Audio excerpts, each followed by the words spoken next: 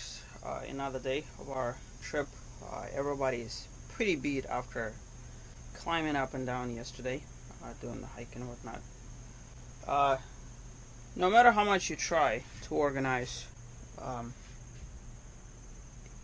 it's just logistically, there's all the stuff all through the RV. This is kind of a recurring thing,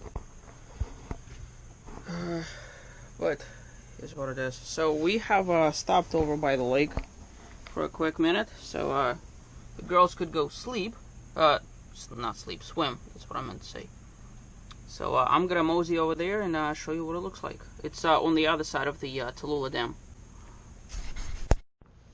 Another thing I wanted to talk about is this RV. If you've been following my channel long enough, you know that I've gone through my iteration. I've had the little teardrop, and then I had the travel trailers, and now I ended up with the Class C RV. I believe it's a better option. It just allows you to be a lot more mobile. The only drawback to it, this being the gas version of Class C, doesn't have enough sort of oomph to it. It's more than adequate for an average family and an average person, but it's just you know, if you wanted to tow something behind you, you'd need because I do have a tow hitch in there that's rated for like 3,500. But yeah, if you wanted to tow a vehicle behind you, you'd have to upgrade that, and the gas mileage would probably drop even more, etc., etc. So look at this. This is the reservoir on the other side of the gorge, filled up obviously because of the dam. I figure if anything, this is probably really deep, otherwise they wouldn't have placed this here. There's turbines and whatnot on the dam with the electric station. Still kind of cool. From what I understand, every once in a while during thunderstorms, this whole thing floods. It turns into a giant mess. So that's why they have the floodgates. And there's a video on YouTube where one of the floodgates broke. So a load of this. I don't know if camera is going to pick this up. Follow my hand. Look at those guys on the mountainside, surrounded by the woods. Wow, that has gotta be creme de la creme. There's another house just like that in the actual Tallulah Gorge, over by Brighter Vales, overlooking the gorge and everything like that. I can only imagine how much that would cost. Hello there, guys. We are here at one of the quirky stops in this neck of the woods. It's called Goats on the Roof. And believe it or not, we're able to park our RV. They do have a very comfy entrance. Your GPS, this is just an FYI, will tell you to do a giant U-turn, but they actually have on the other side of this bush a pull-out where you turn into the road, go through the main thing, go through the main gate, and then walk behind this building, and then you could park out here, and where my mom is, you could actually get your RV out. And this place, Goats on the Roof, is famous for having goats run around the roof. There's one over by the sign. There were a whole bunch of them up there on the top, and it looks like some of them actually made it down. Look at them climbing rocks and everything. There's one over there. And this place is, they serve ice cream, and they also have like a little, whatchamacallit. Let's see if we could get some. When we pulled up, this whole roof had a whole bunch of goats. Let me walk out a little bit. There's one. Goats on the roof, and they just run about to and from. So true to the name, got a goat over there, another one just minding its beeswax, and they travel up and down little pathways. There's grass that grows all over the place. Oh, there's another one right there.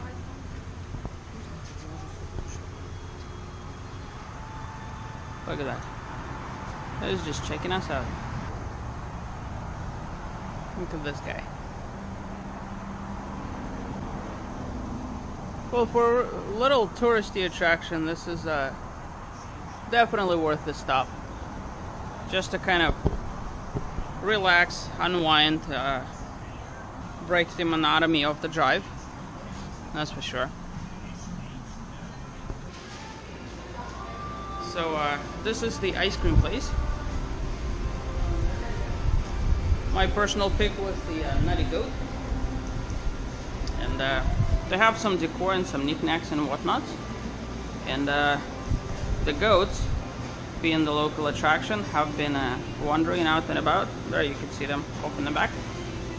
And I think there's also a second store in there. We're gonna hit that one up as well. Some sort of alchemy stuff. Liquid nitrogen. Like a crazy scientist.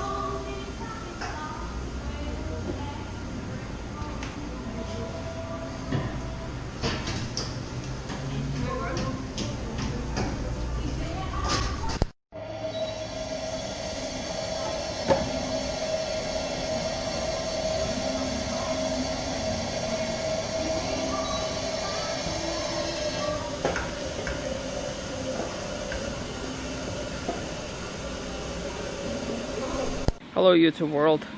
We have made it over one of the most, oh my goodness, driving over that road, holy crap. From Highway 23 you gotta take this cut. I think it's like 216, and it gets you through all the mountains and up, and then down and left and right, and the road is doing all sorts of this. RV thankfully has managed, but towards the very end, whoa, up here, we started smelling a thing of rubber. Now, it is kind of hot on the road, so I wouldn't be surprised. But that being said, this spot up here, how you doing, that we're about to look at, Mom spotted it off the road, so here we are. So yesterday we were at Bridal Veil Falls. This is the second one. The other one was over in Tallulah. In years past, you used to be able to drive through there. And I apologize for the camera shake. Yesterday, on that crazy trail. Oh, look at that. How cool is this? You can see the water dripping through here. But yeah, yesterday my gimbal, well, the gimbal is fine, but the GoPro, not so much. Look at that.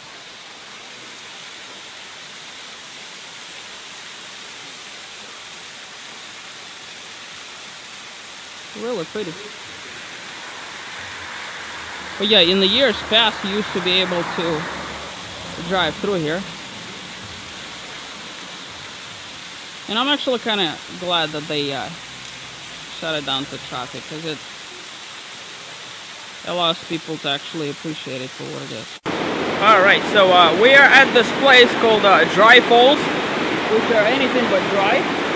And the coolest thing about it is, by the way, that place is not RV friendly at all. There's no place to park, but we've been breaking some rules, if you know what I'm saying. How is that for a piece of beauty? Look at that. What a gorgeous place to visit. And you can actually walk behind the waterfall. That's what we're gonna do right now. Hey folks, it was a dot on the swimming hole, unfortunately. It was way too rough, so somewhere towards the Blue Ridge Mountains start, before the Mingo Falls, there's a place called Drama, and in that place called Drama, there's this absolutely amazing place. It is kind of corny in a sense that it's not like the river sort of thing, but it still gives you an advantage to be able to wade the water. There's a bunch of people in tubes. There's a tubing operation further up the river, and so you could just relax and enjoy yourself and everything. It is very cool. Imagine living out here and just being able to enjoy this every single day. Big boulders and everything. Cool. Not to be dramatic about it or anything like that, but for people that are privileged to live in the city of Drama, or town of Drama, I mean, how do you describe this? Just look how amazing this is.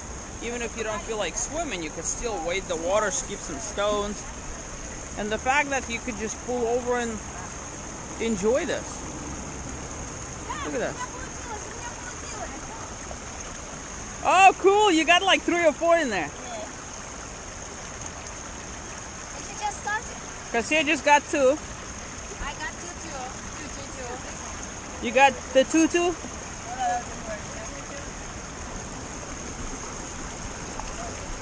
Well, the trick now is to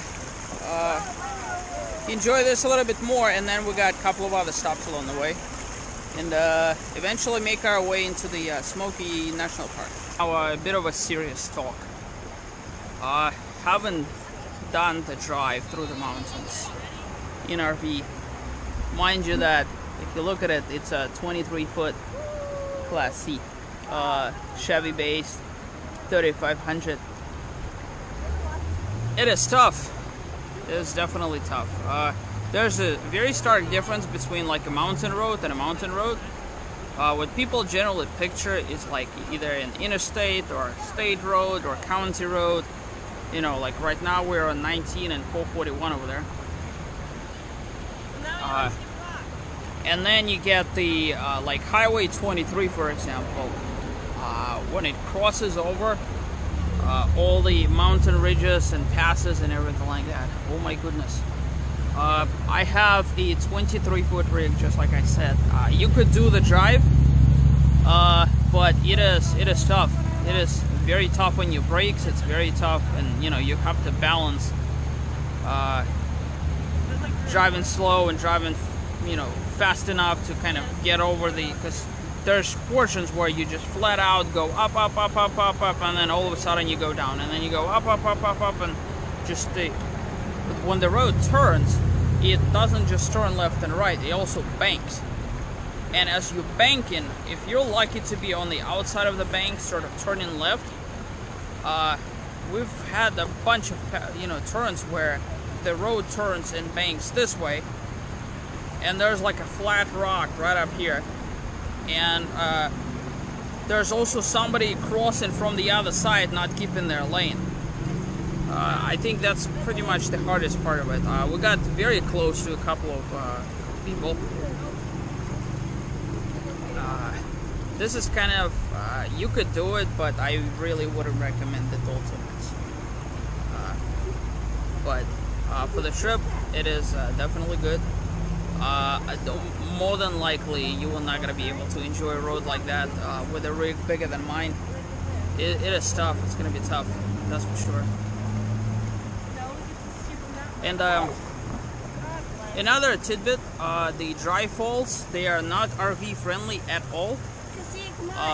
You cannot park in the, I guess, most likely place. There's a no parking sign. We were able to block 4. I'm squinting, I can't smile. You could. What am I supposed to do? Be more energetic in general. You're like, there's no parking. I'm not like an Instagram model or anything like that. You don't have I do have viewers. Not enough. What do you mean not enough? I got like 250,000 or 300,000 views. What are you talking about? What I ended up doing was block off 4 spaces Yeah, you can see some fish in there. Block off 4 spaces in the dry falls, and just it doesn't specifically say no RVs, but there's a sign that says cars and trucks only. If you take in 23 from south going north, that turn is just crazy impossible. So the very first time we passed the road, and you know, so we moseyed over to the closest intersection. There's like a fishing spot in there or something, and we're able to do like a K-turn back into busy highway sort of deal. And you could actually, if you're traveling from 23 from north to south, you can actually make that turn, go through the parking lot, and if there's parking space, you can actually block just like we did. Dry Falls was absolutely spectacular. You could have walked behind the waterfall. Did you like the Dry Falls? Beautiful. Very wet, so if you carry cameras, just so you know, they are gonna get sprinkled on once you go behind the waterfalls. But the waterfalls are just spectacular, and if you look down, you could also see a rainbow.